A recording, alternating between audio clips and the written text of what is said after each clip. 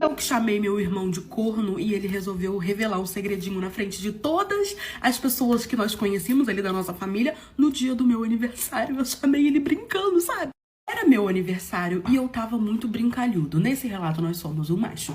E eu tava assim, além de eu estar brincalhudo, eu tava querendo fazer as pazes com as pessoas que eu amava. Era meu aniversário, eu tava completando 40 anos. Muito bem vivido, não é todo dia que a gente completa 40 anos. O que eu fiz? Liguei para my brother, que era um brother que ele era filho de outro casamento do meu pai. A gente não tinha ali uma relação muito boa. Brigamos por questões políticas, coisas assim do tipo. E aí eu falei, cara, ele é meu irmão, sangue do meu sangue, eu vou resolver esse problema. Eu mandei uma mensagem pra ele, falei que era meu aniversário e que eu queria muito que ele fosse. E assim, era muito chata essa nossa briga, porque a gente tinha pessoas em comum que conhecíamos e geralmente a gente ia pra rolê, ele tava, ia pra churrasco, ele tava, e a gente não se falava. Eu falei, vou resolver esse problema, porque é meu aniversário e eu tô festivo. Só que aí eu tava muito brincalhudo, resolvi fazer um churrasco na minha casa, convidei todo mundo, minha família toda, nossos amigos, e tipo assim, era uma cidade pequena, então todo mundo conhecia todo mundo. Beleza, ele também tava disposto, eu falei, tá familiarizado também, né? Ele tá querendo resolver o problema. Ele veio pro meu aniversário, meu irmão solteiro, muito bonito e tal, mais ou menos assim da minha idade, ele tinha 35, eu tinha 40, eu era 5 anos mais velho. Chegou, tava rolando churrasco, não sei o quê, e aí eu conversei com ele, a gente sentou, resolvemos os nossos problemas e o churrasco tava rolando. Só que aí a gente foi, toma biritinha, até que chegou um determinado momento do churrasco.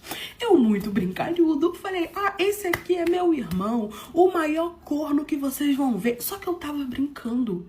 Eu não sabia que ele ia se atingir tanto. Eu tava brincalhudo, eu só estava brincando. Quando eu falei isso, que eu falei e abracei ele, ele já olhou pra minha cara e fez isso aqui, ó, como é que é? E aí, gente, ele acabou com a festa de aniversário e a minha vida. Por que que ele acabou com a festa de aniversário e com a minha vida? Eu era casada há anos com a minha primeira namorada, que foi o grande amor da minha vida. Só que assim, o meu benzinho... Ela era meu benzinho. Ela vivia muito presa quando ela morava com os pais dela. Então ela me fez prometer que ela ia ser livre, que ela ia poder sair com as amigas dela, não sei o quê. E eu sempre confiei muito no meu querubim e concordei. Então assim, a minha mulher, ela saía com as amigas dela, eu saía com os meus amigos, eu nunca traí ela. Sempre fui muito apaixonado por ela e tal. Quando eu fui brincar com meu irmão, porque eu acho que eu entendi que o quê? Nós tínhamos resolvido a nossa situação. Então, automaticamente, nós já éramos íntimos. A gente já podia brincar, já podia, né? Podia nos divertir e tava tudo certo. Não podíamos. Não podia, porque eu falei, eu abracei ele, isso aqui é o maior corno que vocês vão ver brincando. Gente, eu tava brincando. Na hora que eu fiz isso, ele simplesmente surtou, ele entendeu que eu tava, não sei, debochando dele ou xingando ele de corno, realmente sendo corno, sendo que ele era solteiro, ele nem era chifrudo, sabe? Aí ele resolveu, ele virou na minha cara e falou isso aqui, como é que é? Você tá me chamando de corno, sendo que eu só não furei a sua mulher porque ela não aguentou e ainda te chamou de varinha de Hogwarts pequena. Obviamente que ele usou o português claro, rápido, entendeu? Chamou minha de minúscula e falou. Eu olhei pra cara dele assim, assustada. Aí fez aquele silêncio ali, né? Todo mundo ficou assim, quietinho, só olhando pra cara dele. E ele falou, é isso aí mesmo. Você tá me chamando de corno, mas corno é você. E todo mundo aqui sabe. Sua mulher pega a cidade toda, mais rodada que pratinho de micro-ondas, de horário de pico de padaria. Pra você tá me chamando de corno, você é o maior chifrudão, tufão que existe aqui nessa cidade. E outra coisa, quando nós brigamos, que eu fiquei com raiva de você, fiquei com a sua esposa. E só não furei feio com ela porque ela não aguentou o tamanho da minha varinha de Hogwarts. Falou que era muito grande e que ela não estava acostumada com coisa grande porque você era minúsculo. Ela furefou com todo mundo, inclusive comigo, entendeu? Só não furefei mais porque não aguentou muita coisa. Chifrudo é você. Ele começou a falar e eu assim, olhando pra cara dele, embasbacado, eu fui brincar com ele, descobri que era corno. Obviamente que eu também não sou nenhum corno manso. Fiquei assim, meio surpreso na hora de ver assim que dá, né? Calma aí, o quê? Fui pra cima dele, nós brigamos, rolamos no tapa. Enfim, me separei, acabou o churrasco. Meu aniversário foi um trauma. Toda vez que eu for fazer aniversário, eu lembro dessa data. Não falo mais com meu irmão. Me separei da minha esposa e realmente descobri que eu era corno e que todo mundo sabia, menos eu. Eu terminei com a minha namorada porque ela estava furunfando com o Oiá. Nesse relato, nós somos um macho bem machucado. Eu resolvi contar essa história como forma de alerta para caso vocês machos como eu tenham uma namorada que esteja traindo, chifrando vocês com a IA, né? Então eu acho que precisa, assim, servir de alerta. Eu tinha uma namorada que ela, do nada, já namorava com ela há um tempo, do nada ela começou a ficar muito no telefone. Mas muito mesmo. Eu querendo a atenção dela, tentava conversar com ela e ela deitada do meu lado no telefone. Deitada do meu lado no telefone. Ela morava já comigo e ela o tempo todo no telefone, o tempo todo no telefone e rindo. E aí, quando eu comecei a questionar ela, ela falou pra mim que tava conversando com as amigas dela, que não tava me traindo, que não era nada demais, que eu tava ficando, ó, neurótico da cabeça, que era pra eu dar uma relaxada, que ela só tava conversando com as amigas dela. E aí o tempo foi passando e eu fui engolindo aquilo. Só que começou a me incomodar demais, porque ela deixou de estar comigo, de me dar atenção, de praticar as coisas comigo, pra poder ficar no telefone, entendeu? E eu comecei a estranhar. Eu falei, tá faltando em casa. Ela só tá nesse telefone. O que tá acontecendo? E o que eu mais me estressava é que eu tava do lado dela e ela nesse telefone. Com a cara assim, ó, no telefone, rindo, concentrada. Ela digitava bastante. E eu falava, gente, que diabo que será que essa mulher tá fazendo ali nesse telefone? E eu perguntava e ela, não, tô conversando com as minhas amigas. Não, é neurose da sua cabeça. Não, você tá ficando doido. Não, que não sei o quê. Até que um belo dia, eu me... Falei, não, agora eu vou descobrir o que ela tá fazendo com esse telefone. Esperei ela dormir, não tinha a senha do telefone, porque ela não me dava. O relacionamento era na base da confiança. Não me dava, mas ela estava dormindo e eu sabia que ela tinha um soninho pesado. Desbloqueei o telefone dela com a digital dela. E aí eu fui olhar o que tava acontecendo. Quando eu peguei o telefone dela, comecei a procurar. Fui primeiro no WhatsApp e tal, rodando as redes sociais, não achei nada. Só que eu achei um aplicativo que eu falei, gente, que aplicativo é esse? Eu não conheço esse aplicativo. O nome do aplicativo é Character IA, AI, alguma coisa assim que foi o que a pessoa escreveu. Só pra deixar, gente, eu não entendi direito. E aí, quando eu abri o aplicativo, eu vi que ela criava cenas de furenfação nesse aplicativo. Com personagens de desenhos. E aí, nessas cenas, ela criava 3 personagens que ela gostava muito e ela furenfava com esses 3 personagens. Só que tinha umas bizarrices, umas coisas assim que eu vi que eu fiquei chocada. E dava pra ver que era ela. Ela fazia com os desenhos que era o Caxiel, o Tashi e o Joa. Eram uns desenhos que ela gostava muito de desenho japonês. E aí ela se empolgou.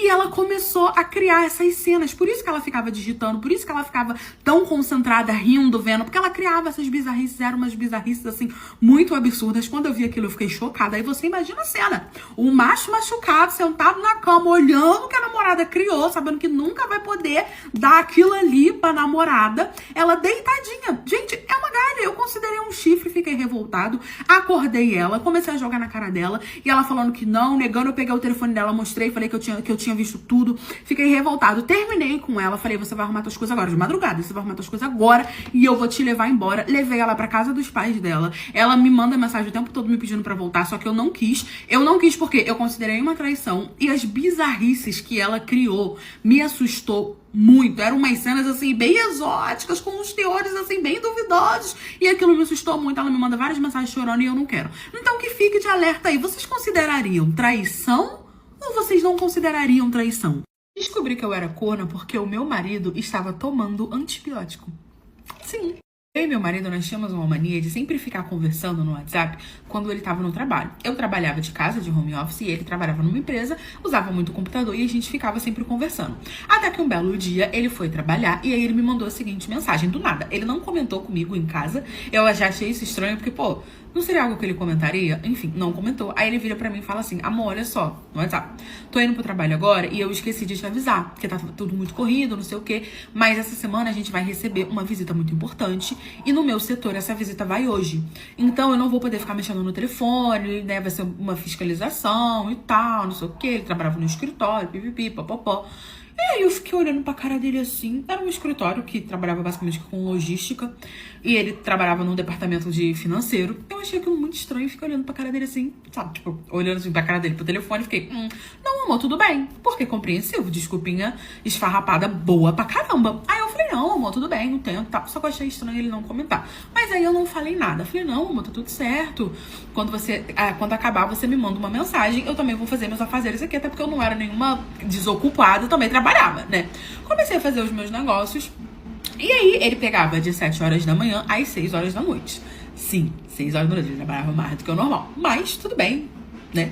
Ele que tava lá, ele ganhava bem. Aí, beleza. Quando deu 6 horas da noite, ele me mandou uma mensagem. Eu tinha deixado algumas mensagens, porque ele literalmente sumiu. E aí, ele me mandou uma mensagem falando que ele já estava indo embora, que teve um dia muito cansativo, que não sei o que não sei o que lá. E tava vindo e já tava no carro. Eu falei, tudo bem. Ele falou, vou chegar um pouco atrasado, mas já tô chegando. Eu falei, não, tudo bem. Quando deu 7h30, ele saía 6 horas. Quando deu 7h30, 6h30, já tava em casa. 7h30 ele chegou. Eu já tava adiantando a janta, tava achando aquilo tudo muito estranho. E aí eu reparei que ele estava com o cabelinho molhado.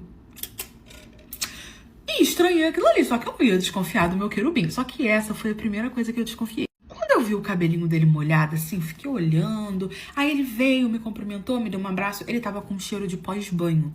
Gente, ele estava com cheiro de pós-banho, de limpeza, sabe? Com cheiro, assim, de acabou de tomar banho. E o cabelo molhado. Aí eu falei assim, cabelo molhado, amor? Aí ele falou assim, eu passei uma água antes de sair do escritório, tava muito cansado, lavei o rosto, não sei o quê. Eu falei, tá. Entendi. Só que a pele dele chegava a estar geladinha, sabe? Aquela pessoa que tomou banho. Mas eu não falei nada, porque ele nunca me deu motivo. Então eu pensei, sei lá, ele passou uma água, tá tudo certo. Eu desconfiava e dava desculpa. Desconfiava e dava desculpa. Desconfiava e dava desculpa. Simples assim. Tá bom. A gente jantou, fomos dormir, tava exausto, falou que tinha trabalhado muito, que não sei o que, a gente foi dormir. Beleza, os dias foram passando e ele começou a ficar meio esquisito, passava mal, ia toda hora no banheiro. Eu tava achando aquilo ali muito estranho, mas não falei nada. Falei, amor, você tá se sentindo bem? Sem nada no intuito de desconfiança, mas amor, você tá se sentindo bem? Quer ir no médico? Ele sempre falava, não, amor, eu tô bem. Acho que eu comi alguma coisa que não me fez mal, tô indo muito no banheiro. Não, amor, tá tudo certo, não sei o quê. Toda hora que eu olhava pra ele, ele fazia careta de dor, sabe? Ele começou a ficar mais na dele, começou a ficar mais calado. Ele começou a colocar as roupas dele pra bater. Quando ele começou a colocar as roupas dele pra bater, eu achei estranho, porque, gente, a gente vê quando o marido da gente tá se comportando estranho. Porque você pensa, eu tava casada com ele há anos. Ele nunca botou a roupa pra bater na máquina. Aí, do nada, ele saía do banho, pegava a roupa dele e colocava pra bater. Sabe? Vocês não acham estranho um negócio desse? Pois bem, eu acho estranho. E aí eu fiquei assim, amor, tá tudo bem? O que tá acontecendo? Ele, não, eu tô tentando te ajudar mais, que eu não sei o que. Eu caí no papinho dele, caí no meu papinho, caí. Beleza. Passou-se mais uns dias, eu tinha ido na casa da minha mãe e ele tinha ficado em casa porque ele não tinha ido trabalhar. E eu achei estranho. Eu falei, por que você não foi trabalhar? Só que ele falou, não, me deram 3 dias de folga devido àquele dia que eu fiquei até mais tarde, né? Tava me esforçando muito a semana toda e me deram 3 dias de folga. Uma empresa de logística dando 3 dias de folga do nada. Tá bom, mas ele tinha um cargo importante, eu começava a dar as minhas desculpas. Beleza, deixei ele em casa e fui na casa da minha mãe. Quando eu voltei, eu falei pra ele que eu ia demorar. Só que acabou que quando eu cheguei lá, a minha mãe tava de saída. Então eu fiquei ali um tempinho com ela enquanto ela tava se arrumando e fui pra minha casa. E aí quando eu cheguei, ele tava com uma bacia enorme fervendo toalha. Ele estava fervendo toalha. Quando eu vi aquela toalha ele fervendo, eu falei, tá acontecendo alguma coisa. Eu já cheguei olhando pra cara dele assim, falando, Jurandir, por que você tá fervendo toalha? O que tá acontecendo? Sendo que assim, eu já tinha reparado que a gente tomava banho juntos e não tava mais acontecendo isso. A gente usava a mesma toalha e também não tava acontecendo isso. Eu tava achando esquisito. Aí eu peguei e falei, o que tá acontecendo? Você tá estranho, tem uns dias. Ele, não, amor, eu tô mais na minha. Eu falei, por que você tá fervendo essa toalha? Ele mexendo na toalha com um pedaço de pau, assim, mexendo. Ele, não, é porque eu vi na internet, sabe, eu tô ocioso, sem trabalhar, que não sei o quê, tô inventando moda. Você saiu, eu vi na internet que ferver toalha branca faz ela ficar mais branca, então eu tô fazendo isso, que não sei o quê.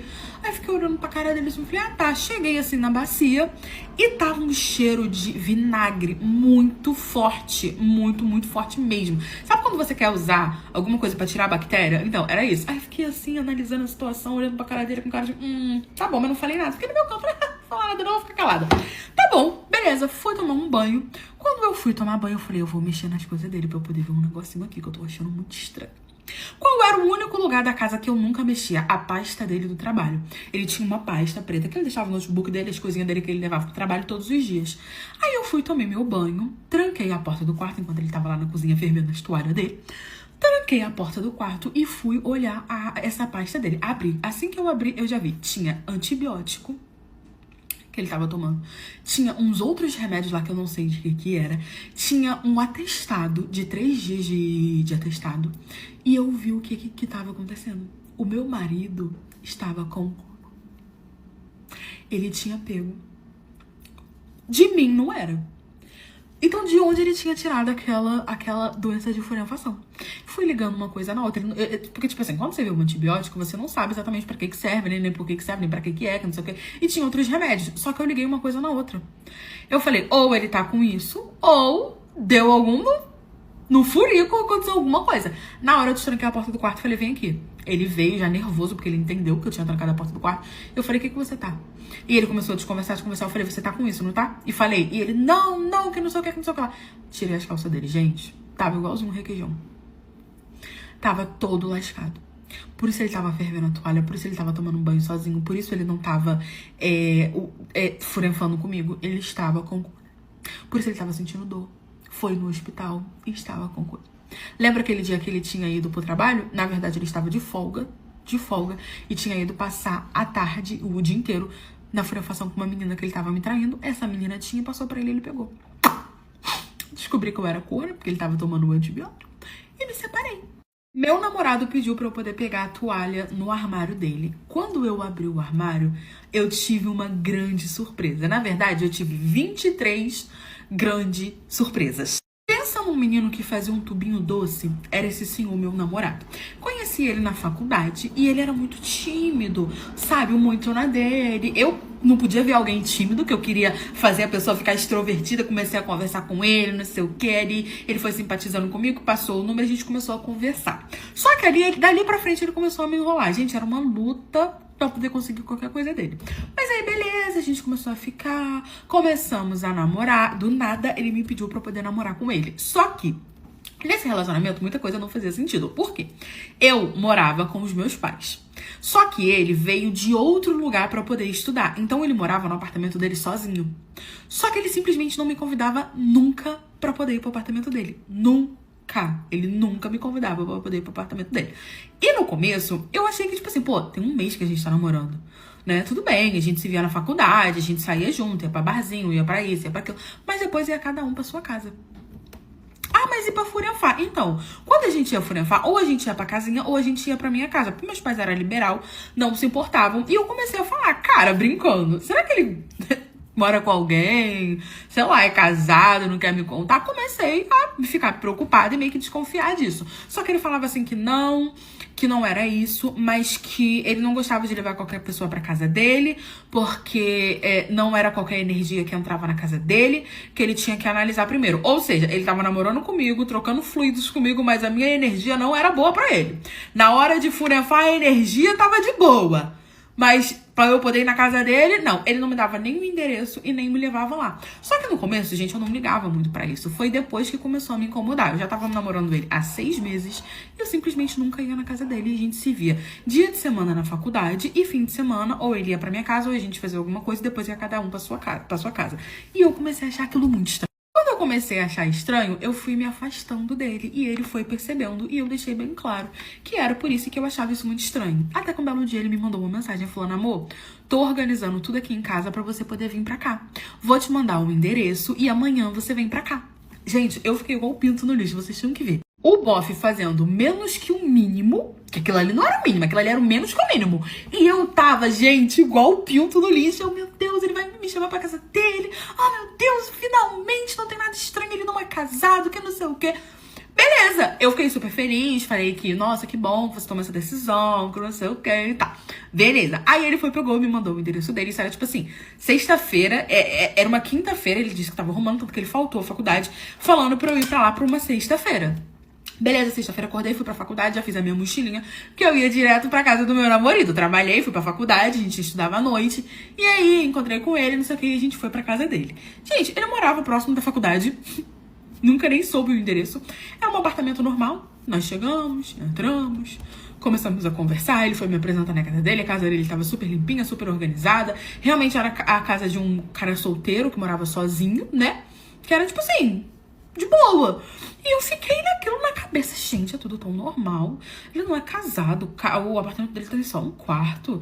Não tem nada de estranho. Por que ele nunca me trouxe aqui? Falei, gente, que loucura. E aí ele foi e falou, olha, já pediu um iFood pra gente. Eu vou tomar um banho. E quando eu acabar de tomar banho, você vai, e a gente... Que eu tomo banho primeiro pra eu descer pra poder pegar o lanche, tá? Você vai, não sei o que, e eu vou preparar as coisas aqui. Eu falei, tudo bem. Eu fiquei sentada na sala e ele foi tomar banho. Daqui a pouco eu escuto ele gritando, amor, pega a toalha pra mim, pega a toalha pra mim. Aí eu fui até ele e falei, onde é que fica a toalha? Ele falou, fica aí no armário, é só você abrir a terceira porta. Eu falei, tá bom. Tinha 3 portas. Eu entendi que era a terceira de lá pra cá, mas não, era a terceira de lá pra cá. E aí eu abri a porta errada. Gente, quando eu abri a porta, tinha uma prateleira cheia de caixinhas de pílula do dia seguinte. Eram muitas. Eu fui contando, 1, 2, tinham 23. Tudo fechada, sim. Na hora, eu peguei aquilo, olhei assim e entendi de fato o que estava acontecendo. E aí a humilhação dele foi maior, porque ele me escutou, sim, abrindo o armário e fiquei calada. Ele deve ter lembrado que tava lá, saiu sem roupa, pelado, todo molhado. E quando eu vi, ele tava atrás de mim. Eu só olhei pra cara dele e falei assim, isso aqui é o que eu tô pensando? Gente, o menino ficou pálido, branco, preto, verde. Ele não sabia o que explicar e também não tinha o que explicar. A única explicação era, ele recebia visitas na casa dele, mulheres na casa dele, fotografavam com elas sem a camiseta, porque comigo era uma luta pra ele colocar e eu nunca queria usar. E antes dela ir, ele dava uma pílula do dia seguinte pra elas. Provavelmente fazia elas tomarem a pílula ali. Por isso que eu não podia ir pra casa dele, por isso que eu não podia saber o endereço, porque eu podia chegar de surpresa e acabar pegando. Por isso que fim de semana ele tava sempre na casa dele, porque ele recebia as meninas fim de semana. E durante o fim de semana ele ficava comigo. Eu só olhei pra cara dele e falei isso tudo. Ele só olhou pra mim e falou isso aqui, ó. É verdade. Gente, dei nele igual tamborim no samba, peguei as minhas coisas e fui embora. E terminei o relacionamento. Minha sogra descobriu que o filho dela era corno. E ali, gente, eu descobri, na verdade, quem que era a minha sogra. E você sabe qual era o pior disso tudo? É que ela que se deu bem, porque eu meio que fiquei na mão. Mas o que ela fez? Vocês vão descobrir, vocês vão ficar chocados. Eu era há muitos anos casada e o meu marido era aquele tipo de marido que metia chifre na minha cabeça, mas não aceitava de jeito nenhum levar chifre. E eu nunca tive coragem, né? Porque ele era meio bruto. E eu falei, gente, vou acabar com a minha vida, vou acabar com o meu casamento, entendeu? Eu era aquele tipo de mulher boba que tomava chifre e achava que era coisa do demo. Então, eu fui criada dentro da igreja, então foi isso que me ensinaram. Até que eu comecei a usar a rede social escondida do meu marido. Obviamente, ele me deu um celular porque eu falei pra ele que eu queria ver receita na internet. Ele nem sabia que eu tinha rede social. E aí eu resolvi criar as minhas redes sociais com um nome que não era o meu, né? Com outras fotos. E ali eu fui conhecendo a vida, gente. Comecei a conversar com pessoas, começaram a me ensinar certo tipo de coisa que eu não sabia. E aí, menina, eu fui gostando daquela situação. O meu marido, ele só tinha a mãe dele, né? O pai dele já tinha falecido há muito tempo. E a minha sogra, gente, ela gandaiava mais que não sei o quê. Ela era aquelas, assim, senhora mais inteirona, bonita, malhou a vida toda, se cuidava, sabe? Então, e meu marido nem deixava malhar. Não sei como é que uma mulher livre daquela gandaiuda, daquela que malhava sarada, teve um filho daquele jeito ali, queridos. Porque ele não me deixava ir na esquina. E eu não tô nem brincando. Só que ele era o provedor, né? Eu não gostava de trabalhar. Então, eu basicamente ia da igreja pra casa, de casa pra igreja. Só que ele tava já estranhando que eu tinha mudado, e a minha sogra também, quando eu saí da igreja. Eu saí da igreja e a minha sogra, eu senti que a minha sogra começou a me observar. E eu falando, isso vai dar um problema. E deu. Gente, eu conheci um rapaz, comecei a conversar com ele era mais novo que eu, e aí eu comecei a ficar com esse rapaz. Aproveitava quando meu marido tava trabalhando e ia ficar com esse rapaz. Até que um belo dia eu resolvi ser Dora Aventureira e convidei esse querido pra ir pra minha casa. Falei, não, vou lá em casa. E ele foi. E foi aí que foi o problema. Porque a minha sogra, ela simplesmente tinha colocado uma câmera na minha casa. Só que eu não sabia, meu marido não sabia, ninguém sabia. Porque a minha sogra, ela tinha chave da minha casa. Pois é, gente, eu chamei um macho pra minha casa pra poder furevar com ele enquanto meu marido trabalhava. Sendo que a minha sogra morava perto e ainda tinha a chave da minha casa. E eu achei que ia dar super certo. Nossa, como eu acreditei no meu Pontex. Só que eu tava muito Dora Aventureira, gente. Eu queria muito cometer loucurinhas. E aí eu fui eu me lasquei. A minha sogra colocou uma câmera na minha casa, eu não sabia. O menino chegou, começamos ali a nossa loucurinha de amor. Não deu 20 minutos, a minha sogra chegou lá, meu amor, bateu na palma, entrou dentro de casa, fez aquele escândalo, só que ela fez um escândalo silencioso, ela fez um escândalo baixinho.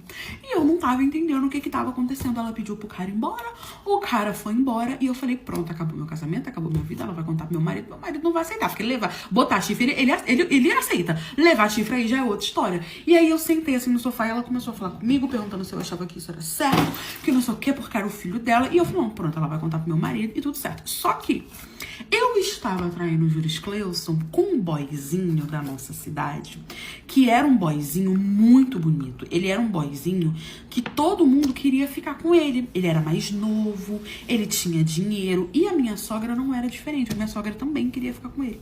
Só que aí ela começou com esse papinho. Olha, eu vou fazer o seguinte, eu gosto muito de você como nora e eu sei que meu filho te trai muito. Então eu não vou contar pra ele. Na hora, gente, eu fiquei feliz da vida. Eu falei, pronto, olha, achei uma cúmplice. Só que eu fiquei, gente, filho dela, né? Mas enfim. E aí ela falou, só que vai ter uma condições. Aí na hora eu falei, né? Bom, a esmola tava demais. O pobre vai lá e desconfia. Eu falei, Ela falou, eu quero ficar com esse rapaz. Já tem um tempo que eu quero ficar com ele, mas ele não me dá muita confiança. Então, eu não vou contar se você me arrumar ele. E aí, eu fiz. Gente, eu fiquei chocada com a proposta dela, mas fiz. Conversei com o rapaz, ele tava saindo comigo já tinha um tempinho, expliquei pra ele qual era a minha situação, que eu tava sem saber o que fazer. Perguntei se ele não me podia fazer esse favor. Ele acabou topando, né? Porque como eu falei, a gente já tava saindo um tempinho, ele não queria, né, que eu me desse mal. E aí, ele acabou topando e foi sair com a minha sogra. Minha filha passou uma noite com a minha sogra. Minha sogra disse que foi maravilhoso, não contou pro meu marido, eu sigo saindo com o rapaz e a minha sogra, vez ou outra, também sai com ele porque gostou de sair com ela, tu acredita? E é isso, gente. Aí agora meu marido tá levando cornos, a minha sogra tá pegando meu ficante e aí por aí a gente tá indo e eu não posso fazer nada, que se eu fazer ela vai contar pra ele. Agora que loucura. Eu vou precisar expor um pouquinho a vida do velho, porque senão vocês vão ficar assim meio perdidos, tá? Eu costumo falar que muita gente que tá na igreja, não generalizando, são uns falsos moralistas, uns hipócritas. Por quê? Apronta, faz tudo de errado que você imaginar, depois vai pra igreja, senta o rabo em cima e ó, senta a lenha no rabo alheio. E o meu pai é uma pessoa assim, porque o meu pai aprontou coisas que nem eu teria coragem nem de imaginar. E ele não conta não, porque ele se passa de santo. A minha mãe que sempre me contou. Minha mãe fala que quando ela conheceu meu pai era o terror. Tanto que a minha avó e o meu avô não queria de jeito nenhum que a minha mãe namorasse ele. Porque meu pai usava as coisinhas erradas, meu pai fazia assalto. Só que aí, depois de cair no buraco várias vezes, de quase ir de arrasta, meu pai se converteu, né? Meu pai foi pra igreja e virou santo. Daqueles que sentam o rabo em cima e sentam a lenha nos outros. Meu pai virou presbítero na igreja. E pra ele, ninguém presta. Homossexual. Ele tem um preconceito como se fosse uma doença, que não pode nem chegar perto, nem conversar que vai se contaminar. Quando eu era mocinha, nenhuma amiga pro meu pai prestava. Qualquer amiga minha que fosse na minha casa, meu pai falava da roupa, falava da família. O meu pai maltratava as minhas amigas, tanto que na escola eu quase não tinha colega, porque todo mundo sabia da fama do meu pai. Ou às vezes, quando eu fazia uma amizade nova, eu preferia ir na casa dessa amiga e escondê-la da minha família, porque eu sabia que se ela conhecesse o meu pai, ela ia deixar de ser a minha amiga. Tinha uma em especial que ela era bastante sofrida, sabe? A mãe dela morava na Suíça, fazendo isso que você tá imaginando, e ela morava com o pai e a madrasta. E a madrasta dessa menina era o capeta em forma de gente. Sabe a história da Cinderela? Mais ou menos isso aí.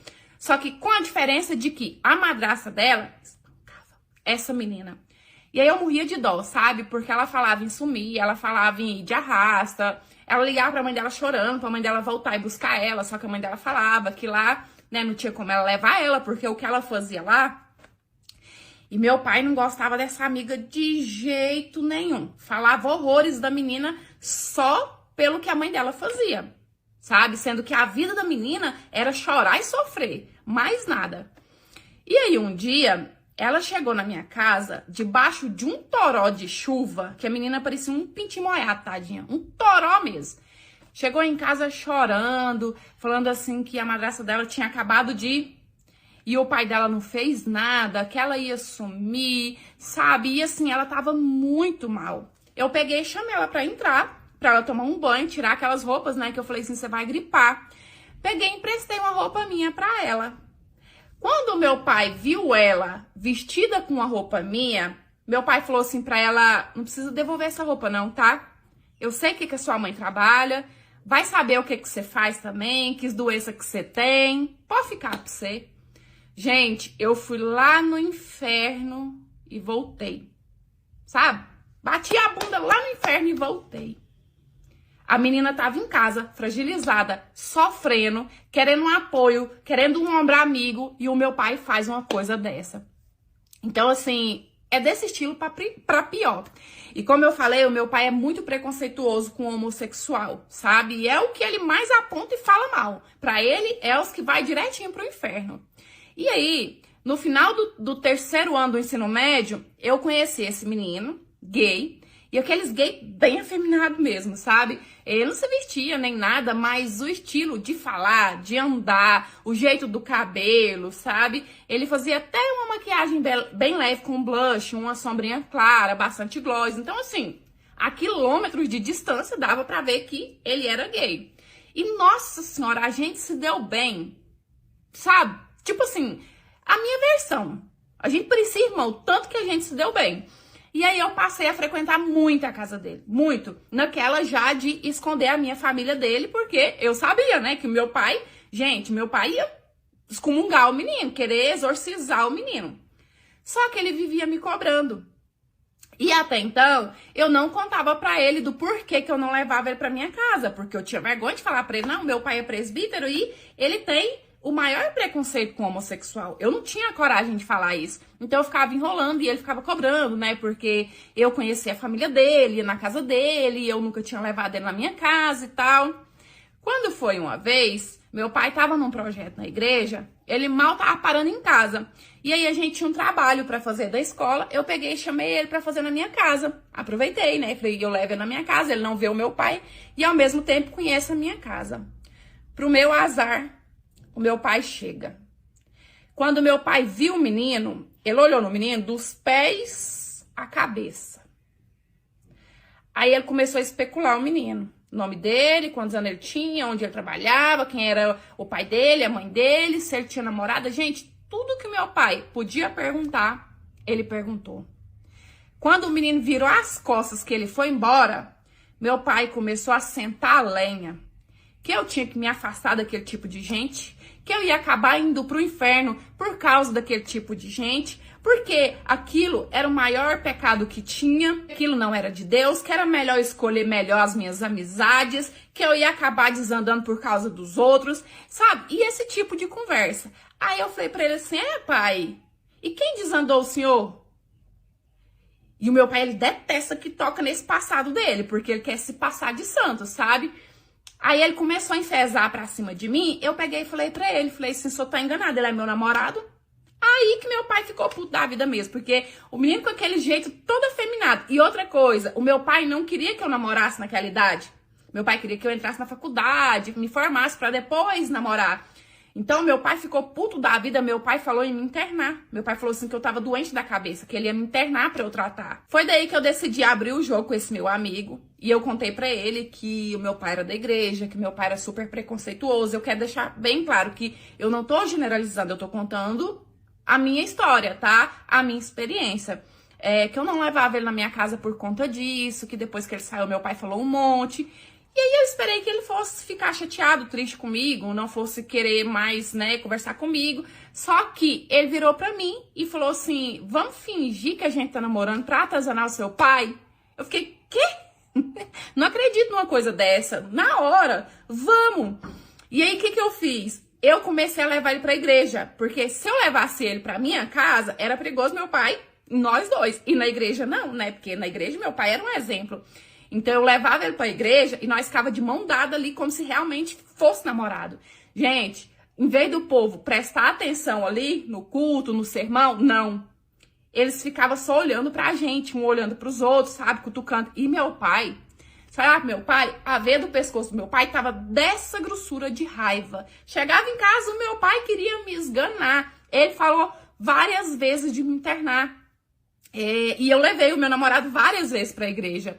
E aí, quando foi uma vez, teve um chá de panela na casa da minha avó, meu tio que ia se casar. Eu peguei e levei ele.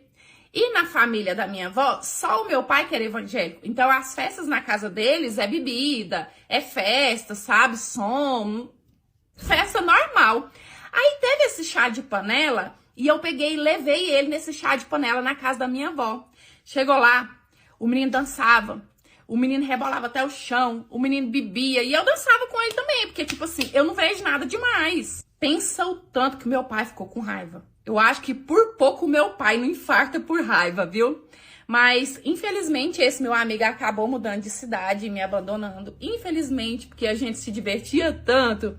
Mas, é sério, gente, o meu pai, ele é terrível, sabe? Um falso, preconceituoso, sabe?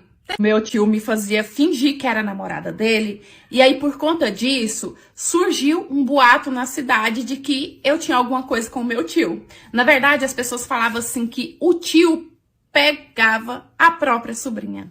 Mas eu vou explicar o porquê que surgiu essa fofoca na cidade. Esse tio meu, ele é só 1 ano mais velho que eu. E desde criancinha a gente cresceu assim, ó, feito irmão, feito amigos mesmo, sabe? Tanto que eu não chamo ele de tio, eu chamo ele de Léo. Nunca consegui chamar ele de tio, da benção, esse tipo de coisa não. A gente cresceu assim. E aí, quando eu completei os meus 15 anos mais ou menos, eu comecei a querer sair, ir pra festinha, essas coisas de adolescente. E o meu pai, pra me deixar ir, ele sempre colocava o Léo pra ir comigo. Eu não sei se na cabeça dele ele ia me vigiar, eu sei que a gente junto acabava aprontando horrores, ele não servia pra me vigiar coisa nenhuma. Na verdade, eu que ficava no pé dele pra ele não aprontar tanto, porque, olha, ele que aprontava muito mais.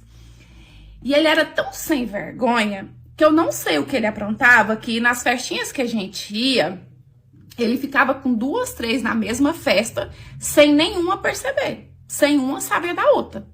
Sempre nas festinhas que a gente ia era assim. Só que, quando tinha alguma menina no pé dele que ele não queria de jeito nenhum, o que ele fazia? Ele me usava.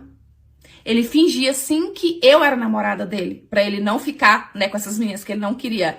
Só que a cidade é um ovo. Então, tipo assim, é claro que isso sempre vazava, né? As pessoas falavam, porque sempre que a gente fingia assim, no outro dia a fofoca rolava solta, né? Que fulano namora ciclano, que tal. Só que, tipo, a gente nunca ligou. A minha mãe, uma vez, sentou e me perguntou se já tinha acontecido alguma coisa. Sendo que, gente, o Léo é irmão do meu pai, pelo amor de Deus, né? Cadê o senso? E aí, a gente entrou na faculdade. Ele entrou no ano seguinte, eu entrei. A gente sempre ia junto no ônibus, porque assim, aqui não tem faculdade na cidade. Quem quer fazer faculdade aqui tem que sair para outra cidade. Só que sempre teve ônibus especialmente para isso, para levar e para buscar. O Léo, modéstia à parte, ele é muito bonito. Tipo, até hoje, sabe? Só que assim, na quantidade que ele é bonito, ele também não vale um chiclete mascado. E a mulherada sempre ficava dando em cima dele, sabe? Sempre tinha alguém dando em cima dele, toda a vida. E aí, nessa época da faculdade, tinha uma menina do curso dele que ela era doidinha nele. E sempre que a gente saía pra alguma coisa assim da faculdade, ela invertia, sabe? E ele sempre correndo dela. E ele sempre... E ali não dava pra fingir que era meu namorado, porque todo mundo sabia que era meu tio. E eu falava pra ele, Léo, chega nela e fala, né, que não dá, que, tipo, você não é afim e tal, é melhor do que você ficar fugindo de jeito, que coisa feia. Mas ele não. Ele preferia correr, ele falava assim que ele não tinha obrigação, que ela tinha que se tocar, que já que ele nunca aceitou as invertidas dela, ela tinha que se tocar porque ele não tava afim. Tá bom. Quando foi um dia, eu cheguei no ponto pra poder entrar no ônibus e ir pra faculdade, ele já tava. E assim, a gente tinha costume de quem chegava primeiro segurava o lugar do outro, né, pro outro chegar no ônibus e sentar junto, sempre pra gente ir um do lado do outro, né? Só que nesse dia eu entrei e eu não sei o que ele arrumou, que essa menina que era afim dele estava sentada do lado dele. Aí eu dei uma olhada, ele deu uma olhada pra mim, tipo, passei direto, sentei no fundo, né?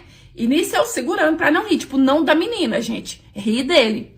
E aí eu mexendo no celular com a cabeça baixa, sabe, bem entretida ali, o ônibus já tava andando. De repente dá aquele grito, vai tomar no cu. Eu levei um susto e olhei assim, era a menina do lado do Léo. Nisso ela gritou, mandando ele... Levantou e saiu de perto e foi sentar em outro lugar. Aí na mesma hora eu levantei e fui sentar do lado dele. Falei, o que aconteceu, Léo? Pelo amor de Deus. Gente, olha só o que ele aprontou. Ele disse que ela jogou conversinha. Ele pegou e falou assim pra ela que, então tá bom. Já que ela queria, ele ficava. Só que, desde que ela não contasse pra ninguém, que ninguém poderia saber, porque ela era feia demais pra ficar com ele. Falei, Léo, você não fez isso. Ele, falei que menina sonsa, menina vive no meu pé, ela já viu que eu não quero. Então eu falei, se ela quiser eu pego, mas ela não pode contar pra ninguém. Gente, eu fiquei puta da vida com ele, porque tipo assim, não é porque ele é muito meu amigo, eu amo, eu sou apaixonada no Léo, a gente se dá muito bem que eu vou passar pano por uma situação dessa, né? Ele foi ridículo, ridículo. Então, eu fiquei no pé dele, falei pra ele, sabe? Rasguei o verbo mesmo, falei que achei ridículo o que ele fez, sabe? Que tinha sido muito escroto. E eu fiquei, assim, há muito tempo no pé dele pra ele conversar com a menina, pra ele pedir desculpa pra menina, mas quem diz? Quem disse que ele teve a coragem? Então, assim, eu só conto essa história pra mostrar que não é porque a gente ama uma pessoa, que a gente gosta da pessoa, que a gente concorda com as atitudes dela, né? Uma coisa não tem nada a ver com a outra. E o Léo segue aí, do mesmo jeito, gente, galinha do mesmo jeito. Outro dia, ele passou o maior sufoco, porque uma mulher que ele tava ficando, tava desconfiada que tava grávida. Ele ficou desesperado. Quando ela fez o teste, né, que deu negativo, nossa senhora, eu acho que pra ele foi a mesma coisa de tirar um caminhão das costas dele. Então, assim, pela idade que ele já tem, eu, sinceramente, eu não tenho fé que ele muda não, viu? Eu terminei um namoro que já tava sério, com um namorado que eu gostava, por causa de um dentista, e hoje eu resolvi vir contar essa história. O meu pai faleceu por cirrose alcoólica. Meu pai bebia muito, a gente sofreu muito com o meu pai, sabe? Praticamente a nossa família adoeceu por conta disso. No final, a gente acabou perdendo o meu pai para a bebida. E quando meu pai faleceu, eu prometi que eu queria fazer alguma coisa para ajudar as pessoas que também sofrem com esse vício, sabe? E aí pesquisei na internet, encontrei um grupo de apoio numa cidade vizinha. E as reuniões eram de 15 dias. Então eu falei assim, por mais que seja difícil, porque eu já trabalhava, de 15 dias, dá pra eu poder ir lá, né? E aí eu fui, conheci o pessoal, conheci os profissionais que trabalhavam ali, né? Psicólogo, psiquiatra, palestrante, enfim. Passei a participar ali, a ajudar ali no grupo, conhecer todo mundo, a gente se apega às pessoas. Só que aí, tava mais ou menos no sexto encontro, né, reunião que eu tava participando, começou a participar esse dentista, muito magro por conta da bebida, sabe, com uma história assim, bem triste, bem difícil, né, de uma luta já que ele vinha com o vício. E aí eu comecei a tentar ajudar ele ali, a conversar com ele da forma que eu fazia com todos os outros, sabe? E aí ele me contou que ele tinha perdido a esposa por conta do vício, porque ela desistiu, né? Lutou, chegou num ponto que ela desistiu. Ele tinha perdido um consultório num lugar super conceituado que ele trabalhava por conta da bebida, porque ou ele não ia trabalhar, ou ele ia trabalhar bêbado. A saúde dele já não tava lá essas coisas, ele tava super magro porque ele bebia muito, não se alimentava direito. E ele falou assim que ele já tinha tentado e foi por causa disso que ele resolveu buscar um grupo de apoio. Então, assim, eu fiquei tão triste, né? Primeiro porque é um cara que estudou tanto, que formou, não tava conseguindo nem exercer a profissão. E aí você olhava na aparência dele, né? Super magro, super abatido. Então, do jeito que eu me apeguei nos outros, eu me apeguei nele também. E aí nisso, eu contei pra ele também a história do meu pai, do porquê que eu comecei a trabalhar ali. E eu passei o meu número de celular pra ele. Falei assim, olha, toda vez que você estiver angustiado pra beber, me liga, me manda mensagem, né? Talvez por um momento ali eu consiga conversar com você e te aliviar no momento, né? Pra pelo menos no momento ali você não beber. E a gente começou uma parceria, cara, que tipo, olha, ele me ligava, a gente conversava por horas, dava de manhã, eu mandava textão pra ele, não bebe por hoje, pensa nisso, pensa naquilo. E aí, às vezes, nem era dia de reunião, eu ia pra lá pra poder conversar com ele vinha pra cá também pra poder conversar comigo, sabe? E ele foi saindo, tipo, ele foi conseguindo ficar forte. E não é só eu não, gente, o grupo também é muito importante, sabe? Os profissionais que estão ali pra conversar mesmo, né, de um jeito profissional. As outras pessoas também dividindo a sua experiência, né? Eu tava ali mesmo pra ajudar, né, para agregar e não fazer esse papel sozinha. Só que nós dois a gente criou uma relação muito forte, sabe? Ele criou uma confiança em mim muito forte e eu um apego, uma vontade de ajudar ele. E nisso ele foi saindo, ele foi voltando a se alimentar, ele foi voltando a ficar mais feliz. Eu conheci a família dele. E aí, no meio dessa trajetória, conforme ele foi saindo, né, graças a Deus, ele foi recuperando as coisinhas dele, eu comecei a namorar. Na verdade, eu já tinha namorado, esse namorado meu, a gente tinha terminado, e aí a gente voltou, né, a gente reatou ali. E no início, ele aceitava essa minha relação com esse dentista. Só que, tipo, quando a gente foi ficando muito tempo junto, né, o nosso namoro foi ficando sério, ele foi percebendo que a minha relação com o dentista também era séria, sabe? De tipo, às vezes eu tava com ele, com o meu namorado, o dentista me ligava, a gente passava horas na ligação a ponto do meu namorado ter que ir embora, porque, tipo assim, eu não dava atenção pra ele. Então, assim, meio que na razão dele, né, gente? Meio não, na total razão dele, ele começou a reclamar. Ai, porque isso não dá certo, porque você tá dando mais atenção pra ele do que pra mim, parece até que seu namorado é ele, tudo bem que você ajuda, mas tá demais, eu não te vejo assim com os outros, né, com os outros participantes ali do grupo, porque inclusive eu já tinha levado esse namorado meu pra conhecer também o pessoal do grupo. E aí um dia eu sentei com ele, né, com o dentista e falei assim, olha, eu vou continuar te ajudando, né? Vou continuar te apoiando aqui, tô sempre aqui. Mas na questão das ligações e tal, a gente vai ter que dar uma diminuída, porque o meu namorado, ele tá com ciúmes, né? Ele já tá reclamando e, tipo, querendo ou não, ele tá na razão dele, porque eu passo mais tempo com você, nem que seja por ligação ou por mensagem, do que com o meu próprio namorado. Então, tipo, a gente vai ter que dar uma diminuída. Aí ele falou pra mim assim que ficava chateado, porque já tinha se apegado a mim também, mas que tava tudo bem, que ele entendia. Beleza, ficamos assim. Quando foi na próxima reunião, que como eu falei era de 15 dias, ele não apareceu. E aí eu já fiquei preocupada, falei assim, ele nunca faltou, né, desde que ele começou ele nunca faltou. Mandei mensagem pra ele não respondeu, falei, tá estranho. No dia seguinte eu liguei pra ele, nada. Liguei pra ele, nada, e aquilo eu fui ficando preocupada, e eu já fui ligando, né, na minha cabeça, que ele tinha recaído, falei assim, mas eu vou esperar a próxima reunião, na próxima reunião ele vai estar. Na próxima reunião, ele não apareceu de novo, e eu ligando, nada, e eu preocupada, gente, tá acontecendo alguma coisa, né?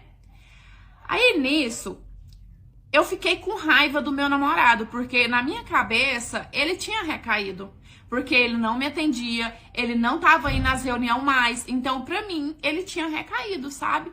E aí eu fiquei com raiva do meu namorado, comecei a brigar, falei pra ele que ele era um egoísta, né? Que, gente, o cara ele já tava praticamente assim, não saído do vício, porque não é tão simples, mas ele já tava com uma outra aparência, sabe? Tava até mais gordinho, já tava voltando a trabalhar também. Então aquilo eu fiquei com muita raiva do meu namorado. Comecei a brigar, falei que ele era um egoísta, que por culpa dele, com certeza, o meu amigo lá, o dentista, tinha voltado pra bebida, né? Tinha recaído de novo e tal. E aí ele ficou com raiva também, falou assim que eu dava mais valor a ele do que a ele, que era meu namorado. Perguntou assim se eu gostava dele, né? Se eu não tinha alguma coisa com ele. Aí eu peguei e falei pra ele, falei assim, quer saber? Você não confia em mim, é melhor você seguir a minha vida, eu vou seguir a minha, porque aí eu faço o que eu quero, com quem eu quero, mas eu fiz aquilo na hora da cabeça quente, porque, tipo, eu tava muito preocupada, sabe? E aí a gente terminou. E nisso que a gente terminou também, eu passei um tempo sem ir pras reuniões, porque, assim, eu tava muito abalada.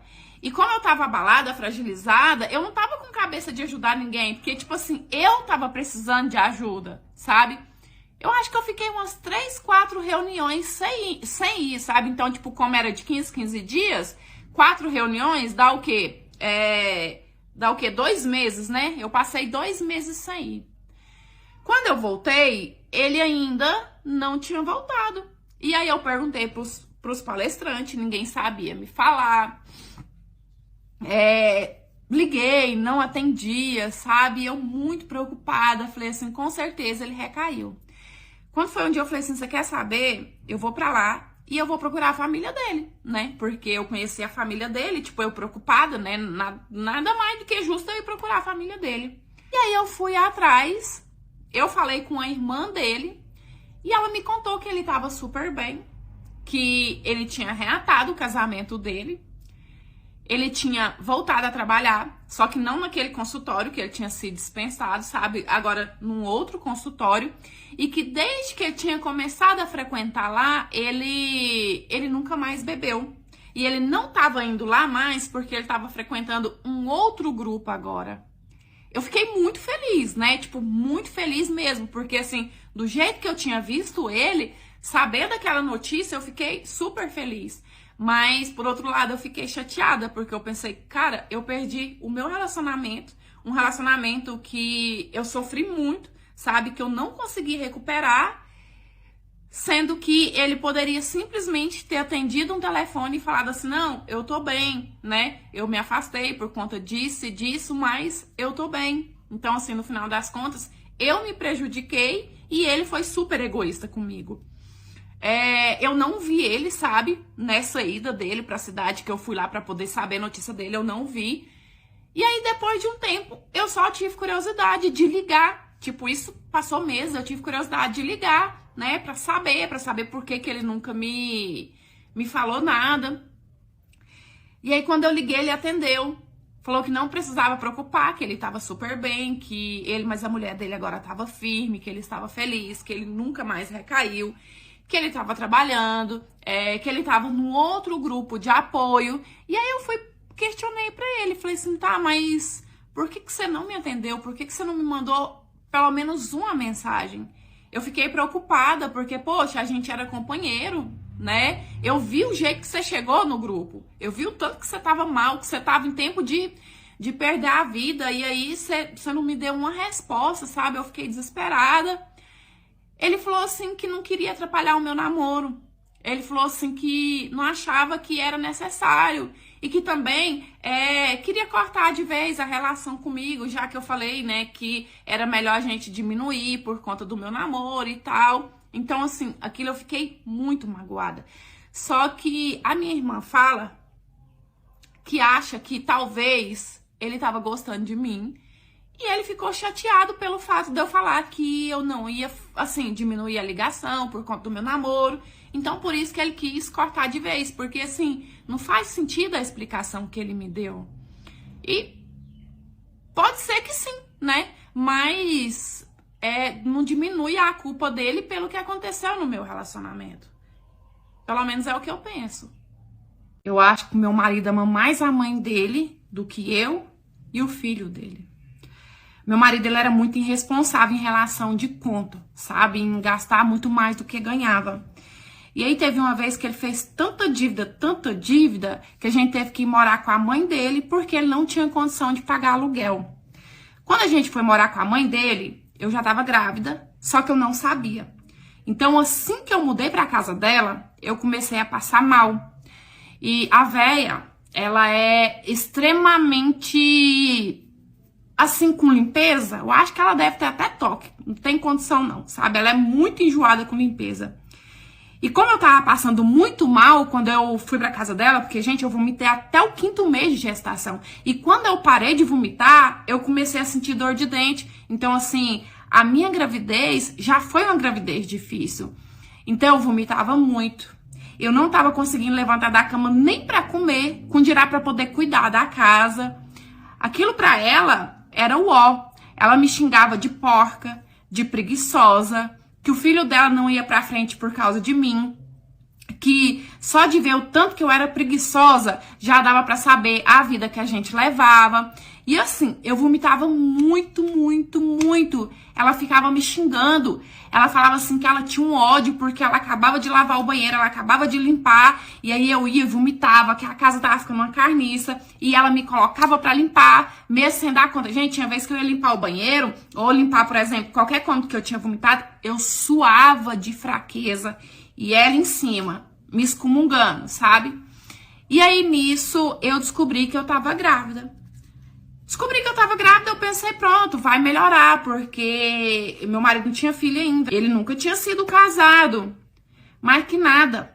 Quando a gente deu a notícia que eu tava grávida, ela começou a espraguejar meu filho. Falando assim que toda miséria pra pobre era pouca. Que agora que nós tava mais afundado, mais pobre, mais endividado, vinha uma miséria pra dar mais gasto ainda.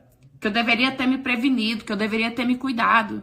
E ali eu já comecei a chorar, sabe? Já comecei a sofrer, porque assim, a partir do momento que eu descobri que eu tava grávida, eu fiquei feliz. Não foi planejada, mas eu quis, sabe? E eu comecei a pedir o meu marido pra gente ir pra casa da minha mãe, porque eu vi que eu não ia ter sossego na minha gravidez, né? Porque, assim, eu já conhecia a véia, já sabia que ela era uma pessoa difícil, só que eu nunca tinha convivido pra saber que ela não era difícil, que ela era impossível, insuportável. Só que meu marido, ele nunca aceitou ir pra casa dos meus pais, por quê? O meu pai, ele é muito certinho com as coisas dele, na questão, assim, de organizar as contas dele, de nunca ter deixado a gente passar falta das coisas por ser cabeça voada demais com dinheiro. Então ele sempre dava conselho pro meu marido, olha, né, cria juízo, não dá um passo maior que as pernas. Então por causa disso meu marido não queria ir pra casa dos meus pais. Ele preferia ficar na casa da mãe dele, com a mãe dele me excomungando, espraguejando o meu filho, do que escutar conselho do meu pai. Porque o meu pai não gritava, o meu pai não espraguejava, o meu pai simplesmente dava conselho. Então a gente ficou ali na casa da mãe dele. Só que assim, ele ia trabalhar, né? Ele tava sossegado. E eu ficava ali sofrendo, vomitando, passando mal. Gente, vocês acreditam que eu, grávida, ela me colocava pra lavar banheiro de buchinha no chão, tipo de 4 pés no chão, esfregando ali, e cheio de produto de limpeza. Aquilo, eu lavava, eu corria pro vaso, vomitava, dava descarga, voltava, sabe? Eu acho que eu levava mais de hora pra conseguir lavar um banheiro. E ela me xingando, e ela me espraguejando, falando assim que eu fazia aquilo de propósito, que eu fazia aquilo pra chamar atenção. Como que uma pessoa consegue ficar vomitando, consegue viver passando mal, não conseguia comer de propósito, só pra poder pirraçar ela? Ela falava pro meu marido assim que aquilo tudo era pra poder pirraçar ela, porque a minha casa era um nojo e a casa dela era muito limpinha. E eu queria que a casa dela fosse uma porquice do jeito que a minha era, sabe? E eu tentava aguentar aquilo calada, porque eu tenho um trem na minha cabeça. Se eu tô dentro da casa da pessoa, eu tenho que seguir, né? Conforme as regras dela. Minha casa, minhas regras. Mas chegava várias vezes de eu responder, várias vezes de eu ter que bater de frente com ela, principalmente quando ela começava a jogar praga no meu filho. E aquilo pra mim era a coisa mais difícil, porque eu grávida, né? O momento que era pra ser fácil pra mim. Eu já sofria daquele tanto, vomitava, sentia dor de dentro, sentia dor nas pernas, passava mal e a mulher me espraguejando, me xingando, me colocando pra poder fazer coisas na casa que uma grávida não poderia estar fazendo. No dia que aconteceu, ela tinha feito uma lasanha no almoço. Só que na gestação do meu filho, eu não conseguia comer carne. Eu tomei um nojo muito grande de carne e ela sabia disso. E a lasanha dela tava pura carne moída. Então assim, eu não suportava nem o cheiro. O que eu fiz? Eu fui, comprei um miojo e fiz para eu poder comer. Mas quando eu fiz aquele miojo, a véia surtou. começou a falar assim que aquela praguinha tava na minha barriga, aquela miséria, tava dando mais trabalho do que os 3 filhos dela já tinha dado a vida inteira pra ela. Que eu era cheia de frescura, que por isso que o filho dela não progredia na vida, que o filho dela tinha que ter casado com não sei quem, porque não sei quem tinha ajudado ele a prosperar na vida, não uma porca preguiçosa igual eu. Aí eu peguei o telefone, liguei pro meu marido e falei pra ele assim que eu ia pra casa dos meus pais, porque aquilo eu já tava começando a sentir mal, sabe? Eu já tava começando a sentir um calor, porque assim, já tinha horas que aquela mulher tava me infernizando. Já tinha começado a sentir um calor, uma cólicazinha. Então assim, eu queria ficar sossegada, sabe? Aí eu liguei pra ele e falei assim, ó, eu vou pra casa dos meus pais. Nisso ele tava trabalhando. Quando eu tava falando com ele no telefone, a véia surtada avançou na minha mão, tomou o telefone da minha mão e falou assim pra eu deixar o filho dela em paz, porque eu não deixava ele nem trabalhar sossegado. Gente, quando ela avançou na minha mão, que ela fez aquilo, me supitou um calorão e eu comecei a sentir contração. Eu falei pra ela, eu acho que eu vou ganhar neném. E ela falando assim que eu tava fingindo, porque eu tava só de 7 meses. E eu falei pra ela, eu vou ganhar neném. E ela daquele jeito, liguei pro meu marido, chamou, ele não atendeu. E eu acho que, até hoje ele fala que não. Mas ele não atendeu de propósito, porque na cabeça dele, eu tava de intriguinha com a mãe dele. Então eu deixei tudo pra trás e fui pra casa da minha mãe. Quando eu cheguei na casa da minha mãe, aquelas contrações começou a apertar, e eu suava, e eu falava pra minha mãe que eu tava muito mal, e eu comecei a vomitar, tanto que meu pai nem quis me levar de carro. Meu pai chamou o SAMU pra me levar pro hospital. E nisso a gente foi. Minha mãe foi no SAMU comigo e o meu pai foi de carro atrás. Quando eu cheguei no hospital, que eles mediram a minha pressão, que o médico me olhou, o médico falou assim, cirurgia, imediatamente, tira qualquer pessoa que tiver no centro cirúrgico e essa paciente aqui, porque a minha pressão tava muito alta. E nisso eu chorando o tempo todinho. E o médico, as enfermeiras tentando me acalmar, porque a minha pressão já tava alta, né? E precisava fazer meu parto naquele momento. Gente, durante o meu parto todinho, eu chorei. Eu chorei tanto que eu não escutei se meu filho chorou ou não quando ele nasceu. Um momento que era pra ser mágico na minha vida, né? Foi um inferno. Porque aquela véia me infernizou a gravidez inteira. Então eu falo que meu filho nasceu antes da hora, a culpa foi dela sim. O meu filho nasceu tão baixo peso, porque assim, tá certo, eu tava de 7 meses, mas ele tava baixo peso para 7 meses de gravidez.